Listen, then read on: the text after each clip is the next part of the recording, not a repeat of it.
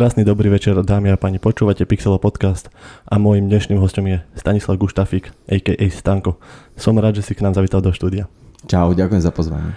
Takže začneme dneska na teba tak zľahka. Čo zaujímavé sa ti stalo tento mesiac? Tento mesiac ukončujeme natáčanie Hranice, seriálu pre televíziu Joj. A okrem toho sa mi stalo to, že som mal chrípku a seklo ma v krížu. Takže nič, teda aj príjemné, aj nepríjemné. Áno. Takže vlastne prečo som ťa vlastne pozval do môjho podcastu, nakoľko sme spolupracovali na seriáli Prázdniny. Takže bol taký môj sen si zavolať niekoho, kto aj nejakých tvorcov, aj hercov. Ako vznikol seriál Prázdniny? To sme sa vlastne ani nerozprávali ešte nikdy, lebo to je taká dobrá historka celkom. My sme v podstate mali zadanie pre televíziu pripraviť nejaké námety. Prichystali sme 2 námety. Jeden bol o rodine v paneláku, druhý bol o nejakých susedoch. A potom, jak sme išli na tú poradu, kde sme to mali prezentovať, tak ja hovorím, že počúvaj Kristi, to bola kolegyňa Kristinka Cibulková, ktorú si budeme veľa spomínať dneska. Hovorím, že počúvaj, že ešte taký nejaký, že do tretice tam prišuchníme niečo, že otcovia zoberú deti na dovolenku, na dedinu. Že dobre. No a vlastne my sme tam mali veľké prezentácie pripravené k tým prvým 2 a nakoniec nám schválili ten tretí, ku ktoré sme mali jednu vetu a tam sme dostali zadanie, že toto chceme a v podstate do pár mesiacov sme už boli prichystaní na točenie. Ako vzniklo oslovenie režiséra Ivana Predmerského? Prečo bola tá správna voľba? Ivan Predmerský, ja som s ním mal dlhoročnú skúsenosť, pretože sme spolu robili Mavstory. Naozaj veľmi veľa rokov, možno aj 7 rokov. Čiže mali sme s ním, ja som s ním mal veľmi dobrú skúsenosť. Kristína Cibulková vtedy vlastne začínala robiť, my sme spolu mali za sebou projekt Svet podľa Evelyn, kde ona režírovala a spolu sme to písali. A Ivan Predmerský v podstate do toho vstúpil ako tretí. Ja som ho odporučil, prečítal si nejaké scenáre, začal nám do toho kibicovať a veľmi rýchlo sa stal v podstate tretím elementom tej našej trojice. A potom v podstate z nás vzniklo také trio, až doteraz spolu pracujeme a to, čo sa ukázalo v podstate ako veľmi kľúčové zájazdy počas toho, jak sme to chystali, bolo to, že on vie veľmi dobre robiť s deťmi. Robil s deťmi už ako mladý chalan v divadle Ludus, čiže on vlastne naozaj veľmi dobre vedel pracovať s tými mladými hercami. Nie je to také ľahké, vieš, že keď robíš s detským hercom, ja by som si na to napríklad netrúfol a on to zvláda úplne, že naozaj v pohode. Prečo ste si vybrali zrovna Mijatské Kopanice? No tak to je akože, ono to není žiadna veľká matematika, je to veľmi prozaické, by som povedal. My sme hľadali naozaj malebný vidiek, ktorý je relatívne blízko Bratislave. A v tom je v podstate tá odpoveď. Keď vedeli sme, taktože zadanie bolo, že má to byť čo najbližšie k Bratislave, ale tvárili sme sa, že sme na Kopaniciach.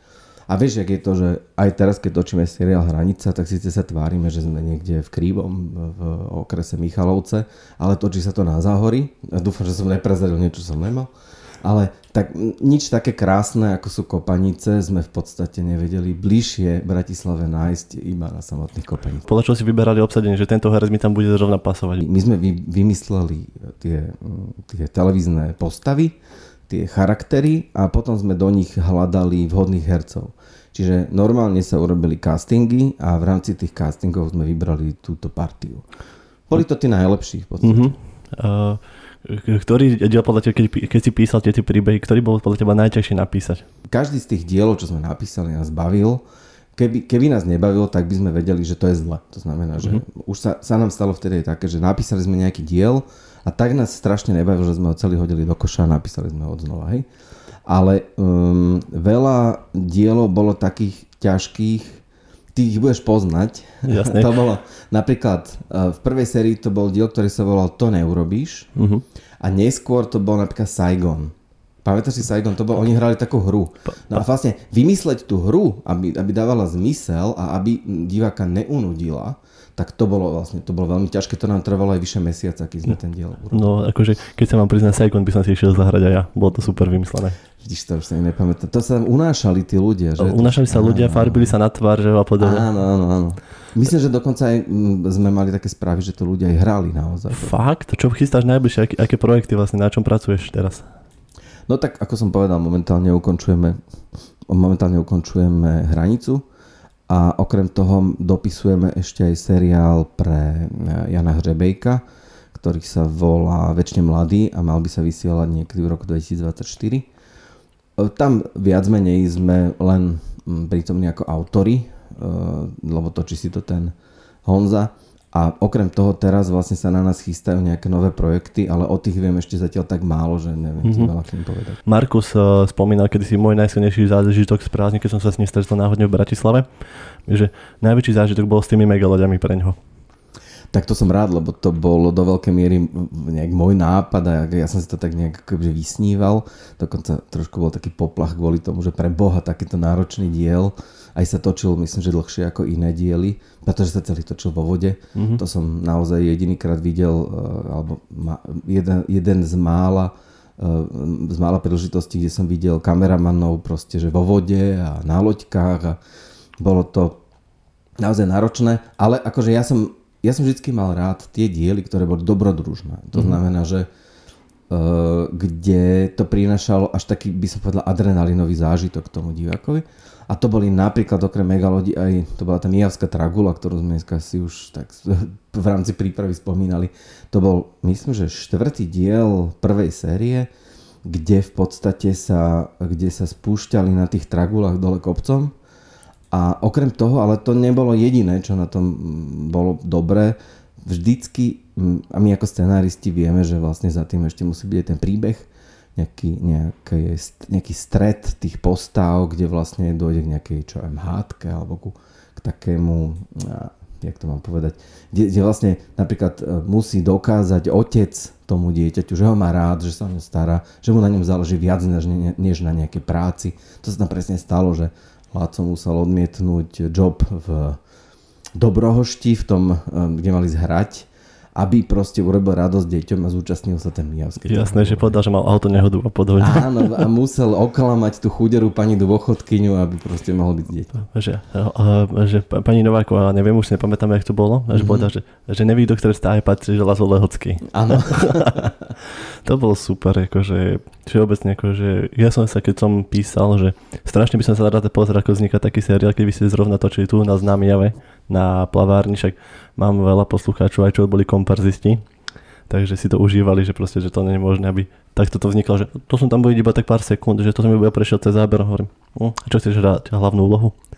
Jasne. Tak oni niekedy nevedia pochopiť, že mi potom aj písali, boli nešťastní, že ja som sa tam iba myhol, ja som predstav som tam bol celý deň a podobne, hovorím, no tak prepáč, ale to tak vzniká proste komparz, iba taký, že iba vidno čas ruky alebo podobne. Ešte sú aj také prípady, že vlastne ten človek tam strávi celý deň a není ho vidieť vôbec, samozrejme. Však to hovorím, keď robia nejaké veľké masové scény, si predstav napríklad taký film Gladiátor alebo podobne. Alebo ešte horšie Pán prsteňov napríklad, keď majú tých šermiarov a podobne. Alebo sa ti potom stane také, že zahraš nejakú malú roličku, ale zahraš ju tak zle, že ťa úplne vystrihnú.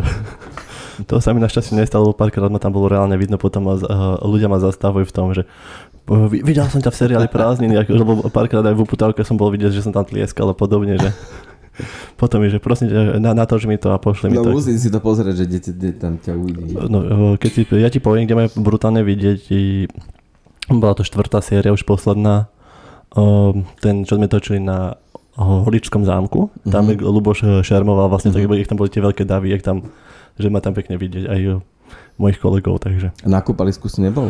To bola prvá séria, tam som chcel, vtedy som písal. Ale v 4. sérii bol taký ten prívesok, čo sa hľadal v tom bazéne. To nebolo na Mijave, to bolo, neviem, kde to bolo práve že natáčané, to bolo tuším niekde Rohožník, alebo neviem, To ináč to by bol ďalší diel, čo by som spomenul, tento stratený prívesok, to bol super diel. Ktorý diel by si povedal, že mohol som to napísať inak? Máš také? Toto ti asi nepoviem. Možno vieš čo, keď sa spätne pozrieme, tak možno prvý diel by sme napísali inak. Ale to sme písali naozaj na čistý papier, nič sme ešte o tých postavách nevedeli. Aj sme ho 3-krát prepisovali a proste a čo ja viem, a asi ani ten by sme nenapísali. Myslím si, že v tomto prípade, tohto projektu naozaj každý z tých dielov bol tak vysedený, tak proste vymakaný, že asi by som ho veľa divákov sa pýtalo, akože čo viem na tých stránkach a podobne, že prečo sa napríklad v 3. sérii, alebo neviem či už v 2. sa neobjavil Andy, že proste postáva Goro napríklad, čo sa s ním stalo, aby sme dali vysvetlenie, že prečo. Vieš čo, ako tam budem trošku diskrétny, nebudem to rozpýtovať nejak dopodrobná, lebo nebola to úplne príjemná situácia. Tam sa v podstate on musel rozhodnúť, že či si vyberie náš projekt alebo niektorý iný. Dostal veľmi lukratívnu ponuku a nikto mu ako keby v dnešnej dobe už nevyčíta, že si vybral presne hento. My sme sa zariadili podľa toho, bolo to trošku krkolomné, my sme sa vlastne tvárili, že odišiel hrať hokej do Kanady. Jasne, treba upraviť scenár podľa toho. Áno, tak vieš, no, to sú tie scenaristické zásahy. Preto my sa občas cítime jak bohovia, že vlastne meníme osudy tým postavám. Tak túto sme to urobili takto. Ale myslím si, že tam tie kamarátske vzťahy to nepretrhlo, nie? Akože to bol v poriadku. Ale výborný výbor, Ondřej Sikoračeský, vlastne čo bol vlastne akože brat Tomáša Matonohu, bol super. Výborný výber. Volal sa Venca, že? Venca, hej. Áno. Tam minulé sa decka stretli v Bratislave, možno si to zachytil. Nevidel som vôbec práve, že ja som nedávno volal s Miškou Rovňákovou, čo hralo a Miška sa volala, postava si neviem spomenúť, Miška. Mária, hej. Áno. Tak s ňou som nedávno volal, že sme sa dlho nevideli, že ako sa má, tak mi hovoril, však dobre, že a ty máš už teraz, prepáč, že sa pýtam, koľko máš rokov? No ja som teraz už vlastne prváčka na strednej, hovorím, že kde to utieklo reálne. No jasne. To je až nemožné proste, že...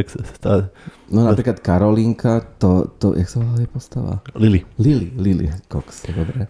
Tak ona teraz chodí na konzervatórium v Bratislave. Tak to gratulujeme, že si krásne takto dostal. Ale to ti poviem jednu takú zaujímavosť. Mám jedného známeho, čo má dceru a tá je strašne veľká fanúšička prázdnin. Skús hádať, ako sa volá jeho dcera. Lili. Áno. Počkaj, ale preto, lebo... Nie, ale proste, jej mami sa páčilo meno Lili. Ale je veľká fanúšička prázdnin. No super. Lili, pozdravujeme ťa. Dobre, však zaujímavé, že proste, jak si spomínaš na svoje prvé projekty, ako napríklad Mav Story, to ľudia mali dosť veľmi radi tieto príbehy. Mám jedného známeho, čo pozná každú jednu repliku, čo bol Banán a podobne tieto veci. Tak to je super, to je... No, tak ja som k tomu prišiel, jak sa povie, jak slepe kura k zrnu, hej, to je proste riadenie osudu. Stalo sa to tak, že vlastne, ja som začínal v televízii v roku 2005 na projekte, ktorý si asi tiež budeš pamätať, volal sa Vyvolený. A tam som pracoval v podstate na jednotke aj dvojke. A keď ten projekt skončil, tak sa vlastne z celého toho štábu Vyvolených hľadali ľudia, ktorí by išli robiť do Jojky. No ja som bol jeden z nich, bolo nás tam možno 5 alebo 10, ktorí sme prešli do Jojky plynule. A jeden z prvých projektov, keď nerátam Soňa Talk Show, to si možno tiež pamätáš, Soňa Millerová. Ja jasné, viem. No, tak to som robil ako dramaturg, tak som dostal aj Mav Story. A tam si pamätám, už prišiel som na natáčanie pilota a tam bol Baťani, hej. Ešte vtedy nie úplne známy, v Bratislave možno trochu, vďaka teda predstaveniu Gunagu. Bol tam Igor Adamec, Maťo Vánek, všetky ako tie v podstate hviezdy, hej. Ešte tam nebol Peťo Sklár a točil s nimi Ivan Predmerský. No ja si to dodnes pamätám, jak sa na mňa pozerali, jak na takého mladého sopláka proste, že mal som ledva 30 a myslím si, že mi neverili, že ja budem schopný niečo také ako keby zmanéžovať, ako je Mav Story. Ono to v podstate, ten manažment, no akože tam je to hlavne o režisérovi, o hercoch, o tej televízii a moja starosť bola len so scenármi. Ale tak nejak sa to chytilo a v podstate od tej druhej série, ktorá už trošku inak vyzerala, mala inú zvučku, to si možno pamätáš. Jasné to. Tak tam to nabralo poriadne, teda, jak to povedal slovo, gule, hej. A stal sa z toho naozaj asi aj najkultovejší seriál. Ľudia to mali dosť radi, ako čo má takého kamaráta, keď sa stretneme, no čo víš, a proste ten spôsob, ako to bolo povedané, úplne to jak by som to povedal? Vie napodobniť toho Banána. Áno, imitovať. Imitovať, presne to je to slovo, ďakujem. A bol to úplne, že on to má napočúvané, on má reálne CDčko s tými hláškami, napálené všetko. Super. To by sa nepovedal. No však, ale vyšlo aj také darčekové balenie tých DVD-čiek, možno si to pamätáš. To mám popravde ani moc nie. Ako to mi ušlo trošku. No. Ale dá sa to nájsť, myslím, že v archíve to stále je na Jojke a dokonca stále tie reprízy chodia na Pluske a takto. Tak Pluska dosť asi takto preberá. Áno, v noci hlavne to chodí. Niektoré majú piktogram 18, pretože sme tam používali aj neslušné výrazy trošku. Tak ako k mafiánom to patrí, však aby... Vieš čo, patrí, ale tiež sme zistili, že keď to používame moc veľa, tak už potom je to strašne škaredé, tak sme to zase sa vrátili k tomu, že sme to použili menej. A napríklad ešte teraz som nedávno objavil, akože u teba, že si robil napríklad aféry, takéto. Áno, Aféry, to bol dobrý projekt, to robila DNAčka, to je taká spoločnosť, ktorú vlastnia Peter Bebiak a Rastio Šesták robili potom aj Za sklom a proste takéto doktora ľudského, také ako odsúdené robili napríklad. Viem, si pamätám už. Tak. No a v tom čase, myslím, že to bolo tesne po odsúdení, alebo v čase odsúdených sa robili aj aféry. To boli vlastne príbehy toho rozvodového právnika. A to bolo dobre. To som aj dramaturgoval, to som aj písal, to sa mi písalo veľmi dobre. Ešte sa vrátim k tým prázdninám. Tiež si to vlastne musel užívať, že si to asi napísal prázdniny, ako by si ich zažil ty, že? Asi to bolo to vlastne takýto myšlienkový tam. No tak, akože my sme tam, vieš, ty keď píšeš niečo, tak vždycky je dobré, keď niečo z toho máš zažité. Pri tých mafiánoch to bolo iné, hej, že tam sme, to boli správy z novín v podstate a trošku sme ich ako keby karikovali. Ale keď píšeš niečo, čo je také trošku realistické, tak vždycky čerpáš z toho života a my sme tam určite čerpali zážitky z vlastného detstva, skúsenosti našich vlastných detí, čiže my sme mali vtedy všetci malé deti, alebo teda Ivan Permesko už nemal malé deti, ale ešte tie spomienky mal veľmi živé. Čiže my sme tam takéto veci ako implantovali nejako a ešte častokrát sme tam napríklad ako dávali veci aj ktoré poznáme z rozprávania od našich rodičov, od starých rodičov. Možno si pamätáš, bol tam taký diel, ja už si nepamätám, v ktorom presne dieli to bolo, na nejaký výlet išli, tuším, že cyklisticky a starší sa nudili a prišli za susedom a hovoria, že pán sused, že čo máme robiť? A on poradil Lili, že však sa hrajete cvrčka, ne? Pamätáš si? Pamätám, hej. No, a cvrček to bola hra, o ktorej mi rozprávala vždy moja babka. Oni sa to hrávali. No a tak vidíš to, no, tak hneď z toho bolo proste 15 minút do toho dielu a bolo to zábavné. A strašne v tom dieli si pamätám, akože vy nehráte cvrčka, vy neviete, že cvrček. Áno. A strašne sa mi páčilo, že došiel za ním Marko Igonda, že a môžem si to vyskúšať aj, ale jasne, nech sa páči. A Marko sa tým potom zobral to deťom. Áno. A Laco to nazval, že to je hra pro neandertálce. Áno. Také meno, ako je Tomáš Matonoha do seriálu, tak to... No tak teraz poviem niečo, trošku také tajomstvo z kuchyne. My sme tú postavu úplne pôvodne, kedysi, napísali pre Miša Hudáka. To mal hrať Laco Lehocký, mal byť Slovák a mal to byť Mišo Hudák. Ale on vtedy mal strašne veľa inej práce, odmietol to, ale veľmi slušne to odmietol, aby som akože škaredo nehovoril. A my sme potom hľadali toho hudobníka, hej, toho Laca Lehockého, že kto by to mohol byť. No a napadol nám, s malou dušičkou sme si predstavili, že by to mohol byť Tomáš Matonoha, ktorý bol vtedy hviezdou seriálu Vinaři. A my sme ho vtedy oslovili a on to v podstate zobral. Čiže to sa stal zázrak a myslím si, že to bola jedna z takých ingrediencií, ktoré dali veľmi silno takúto pečať tým prázdninám. Ale ľudia sa moc nepáčilo, čo musím priznať, čo som čítal, že boli tie dokrútky, vlastne jak tam prespievalo tie pesničky na konci v prvej sérii a potom sa robili už dokrútky, že radšej nie.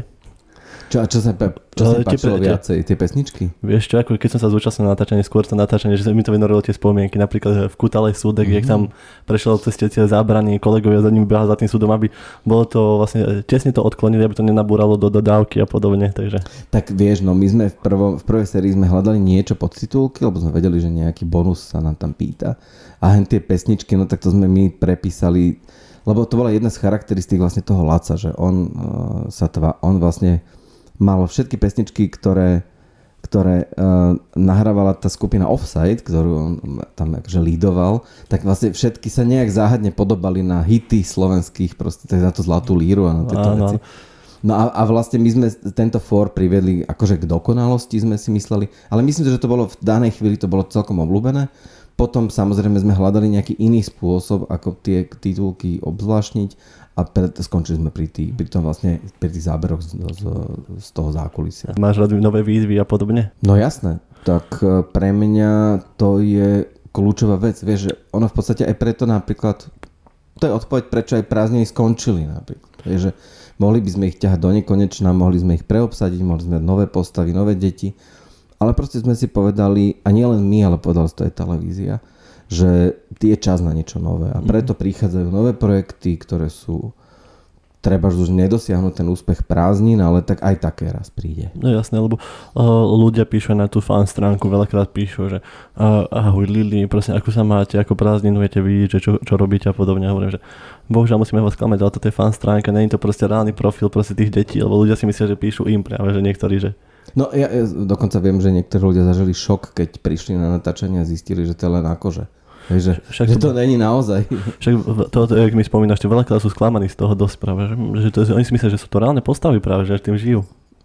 Tak to je ten, jak sa to povie, to je to čaro tej ilúzie televíznej alebo filmové. Presne, to si mi teraz ako vytrhol úplne, jak by som si spomenul na Verte, neverte, že čo na to naši scénaristi, čo bolo s Jonathan Frakesom. Tieto príbehy, neviem, či si pamätáš? Nie. Bola taká relácia, čo uvádzal Jonathan Frakes a máš tam 5 príbehov a hovorili, že ktorý je pravdivý a ktorý je vymyslený a potom na konci ti povedali, že o čo tam vlastne ide.